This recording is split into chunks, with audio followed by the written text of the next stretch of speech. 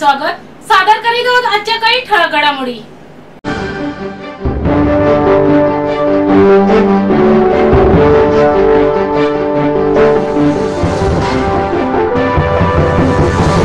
ठाण्यातील आदिवासी श्रमिक संघर्ष संघटना व ठाणे परिसरातील गावपाड्यात राहणाऱ्या आदिवासींच्या वतीने ठाणे शहरात भव्य मोटार सायकल रॅली शोभायात्रेचे आयोजन संघटनेचे संस्थापक अध्यक्ष हंसराज खेवरा यांच्या मार्गदर्शनाखाली व नेतृत्वाखाली करण्यात आले।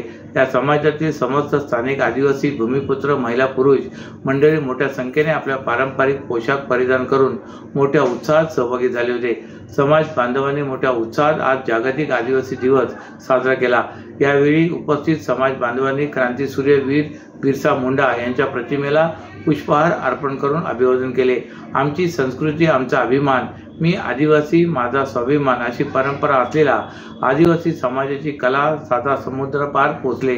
जागतिक आदिवासी दिनाचे औचित्य साधून आदिवासी समाज बांधवांच्या जीवन पद्धती, चाल रीती, रूढी परंपरा, वादन, गीते, कला याचे आयोजन करण्यात आले होते। या तरुण तरुणींनी विद्यार्थ्यांनी नृत्य करून सर्वांचे लक्ष वेधून घेतले होते। या प्रसंगी मान्यवरांनी आदिवासी लोकांच्या हक्कासाठी आवाज उठवण्यासाठी व त्यांच्या विकासाला चालना देण्यासाठी आज एक महत्त्वाचा दिवस आहे। आदिवासी समाजाच्या हक्काबद्दल जागरूकता निर्माण करून त्यांच्या विकासात्मक पावले उचलणार असे आदिवासी श्रमिक संघर्ष संघटनेचे अध्यक्ष हंसराज खेवरा यांनी सांगितले।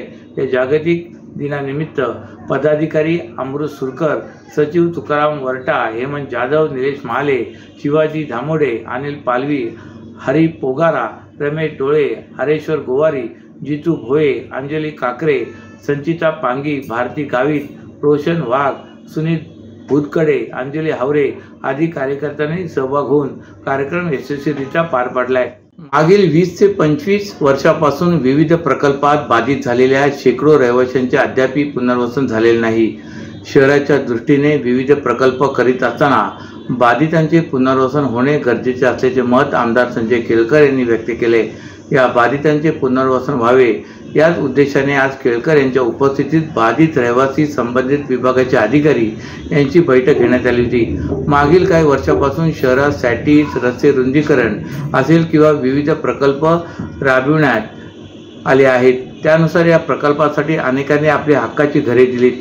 त्यानंतर शेकडो रहिवासी मागील कित्येक वर्षापासून मानपाडा, वर्तकनगर, वागळे आदीसह इतर भागात रेंटलच्या घरात वास्तव्यास आहेत। परंतु या रेंटलच्या घरांची अवस्था आज अतिशय दयनीय झाल्याचे चित्र दिसत आहे। लिफ्ट बंद पडणे, गळती, कचऱ्याची समस्या, पाणी, वीज आदीसह इतर समस्यांनी येथील रहिवासी त्रासलेले आहेत। त्यामुळे आम्हाला आमच्या हक्काच्या घरात जाऊ द्या अशी मागणी या रहिवाशांनी केली होती।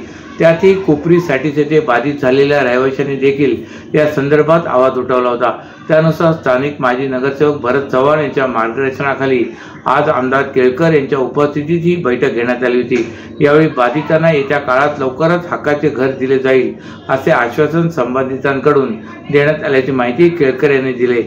आज या ठिकाणी हा जो मालमत्ता विभाग आहे त्याच्या सगळ्या अधिकाऱ्यांना घेऊन या शहरामध्ये अनेक पुनर्वसनाची प्रकरणं जी आहेत ती प्रलंबित आहेत। अनेक जे बाधित झाले लोक जे 20-25 वर्षापूर्वी बाधित झाले पण अजून त्यांना योग्य ती घरं मिळालेली नाहीत, त्यांना कोणी बघितलेलं नाही, अशी शेकडोनी लोक निरनिराळ्या विभागामध्ये मग ठाणे शहरात आहेत, कोपरी भागात आहेत, वागळे इस्टेटमध्ये आहेत।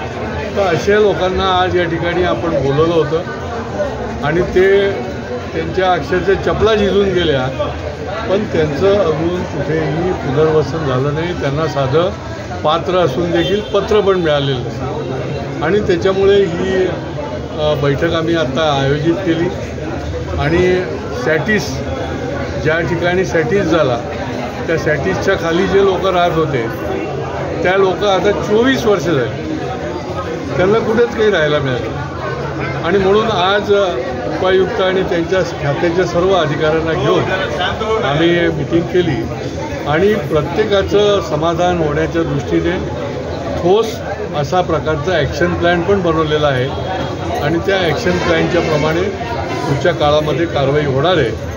मी या निमित्ताने महापालिकेकडे मागणी देखील करतो की हे जे काही तुमचा किती जागा रिकाम्या आहेत, किती भरल्या आहेत, चुकीच्या भरल्या आहेत का असेच घुसलेले आहेत, जे आहे त्याची महापालिकेने श्वेतपत्रिका काढावी आणि ती लोकांसमोर आणावी. कारण नाही तर विकासाच्या कामामध्ये जे बाधित लोक होणार आहेत ते जागा सोडणार नाहीत. एकीकडे आम्हाला विकास करायचा आहे, तसं या लोकांना पण आम्हाला योग्य पद्धतीने पुनर्वसन करायला पाहिजे आणि त्याच्यामुळे याचा निष्कर्ष निघेपर्यंत आम्ही याचा पाठपुरावा करणार आहोत. ठाणे पूर्वचा आमचे भरत चव्हाण आहेत, त्यांनी या सॅटिसचा विषय बरेच वर्ष चालवलेला आहे, परंतु तो अंतिम टप्प्यामध्ये पूर्ण कसा होईल याच्या दृष्टीने ठोस अशा प्रकारचे आता निर्णय झाले. साहेब, वर्तकनगर येथील जी रेंटलचं आहे तिथे लोकांच्या भरपूर समस्या आहेत, कचरा आहे, तिथे लिफ्ट बंद असते, विविध समस्या असलेल्या ज्या ठिकाणी रेंटलच्या घरं आहेत, मग वर्तकनगरला असेल, मानपाड्याचं तर आत्ता आम्ही चित्र समोर केलं, तिथे नुसता कचरा नाही आहे, लिफ्ट बंद, लाईट नाही, पाणी नाही, त्या ठिकाणी सिव्हिल वर्क करण्याची गरज आहे, गळती लागलेली. आता शेवटी लोकांना आगीतून आपल्याला फोफाट्यात पाठवायचं आहे का? हा नरक यातना किती दिवस त्यांनी सहन करायचं? शेवटी माणसं आहेत, त्यांना किमान ज्या गोष्टी आहेत त्या मिळाल्या पाहिजेत आणि त्याच्यामुळे त्यांनी आता तातडीने आदेश दिलेले आहेत आणि त्या दृष्टीने देखील कार्यवाही सुरू होते. साहेब, रस्त्यामध्ये बाधित झालेली सगळी घरं आहेत, त्यांना त्या ठिकाणी दिलेलं आहे, स्वतःची घरं दिली लोकांनी विकासासाठी, परंतु आता ते अशी नरक यातना हे करतात. नाही, हेच मोठं संतापजनक आहे की ज्यावेळेला आपल्याला रस्त्याच्या रुंदीकरण करायचं होतं, चंद्रशेखर साहेबापासून ते रुंदीकरण झालं म्हणून आज निदान ठाण्याचे लोक श्वास घेत आहेत. नाही तर आणखीन गोंधळ झाला तर 27 लाख लोकसंख्या, पण त्यांची पण काळजी करायला पाहिजे. नवीन प्रकल्प आपण ज्या जोमाने करतो त्याच जोमाने यांचं पण पुनर्वसन वेळच्या वेळी योग्य त्या ठिकाणी चांगल्या पद्धतीने करण्याच्या दृष्टीने यापुढे देखील आम्ही आग्रही राहू. महाराष्ट्रातील भगिनींना आधार देणारी राज्य शासनाची मुख्यमंत्री माझी लाडकी बहीण योजना. या योजनेअंतर्गत अल्प उत्पन्न गटातील 21 ते 65 वयोगटाच्या भगिनींना मिळणार दरमहा 1500 रुपयांची मदत. अर्ज करण्यासाठी 31 ऑगस्ट 2024 पर्यंत मुदतवाढ. कुटुंबाचं वार्षिक उत्पन्न 2.5 लाख रुपयांपेक्षा कमी असलेल्या महिला पात्र.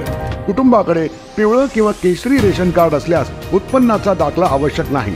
पांढरं रेशन कार्ड असेल किंवा रेशन कार्ड नसेल तर कुटुंबाचं वार्षिक उत्पन्न 2.5 लाखांपेक्षा कमी असल्याचा दाखला आवश्यक.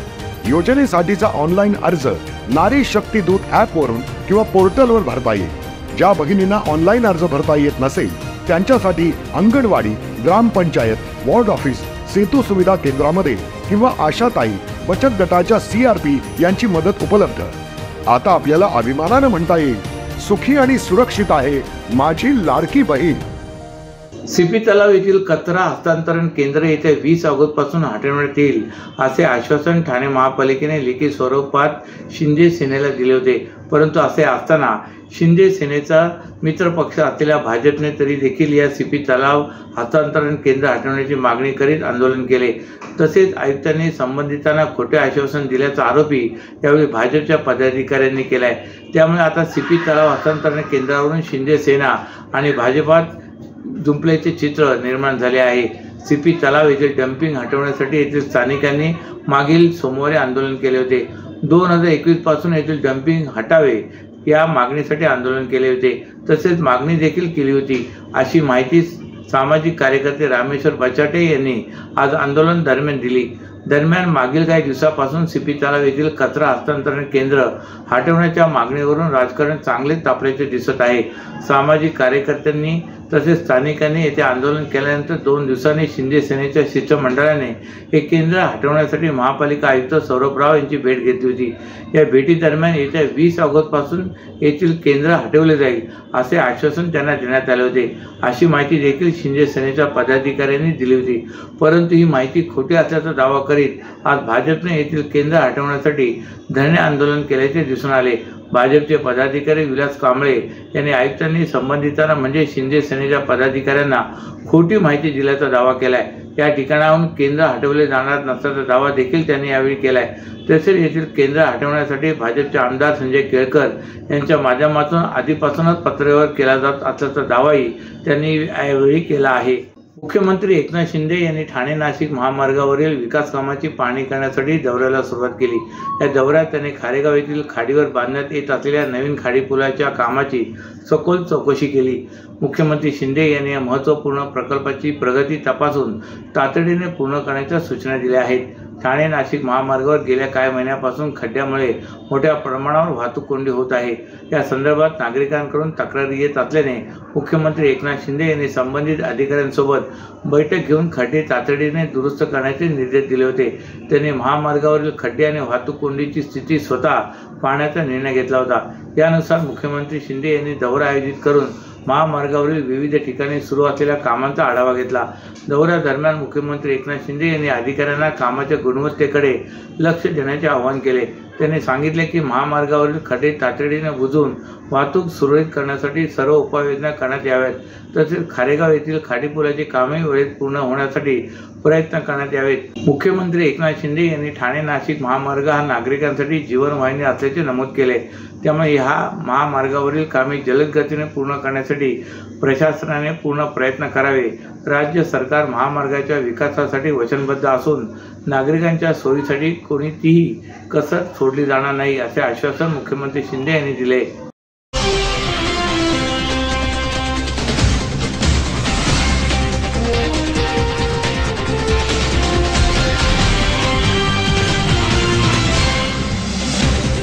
तर या होत्या आजच्या काही ठळक घडामोडी। तर पुन्हा भेटू याच वेळी याच ठिकाणी। ठाणे दर्पण या वृत्तवाहिनीचे प्रसारण YouTube वर पाहायला विसरू नका।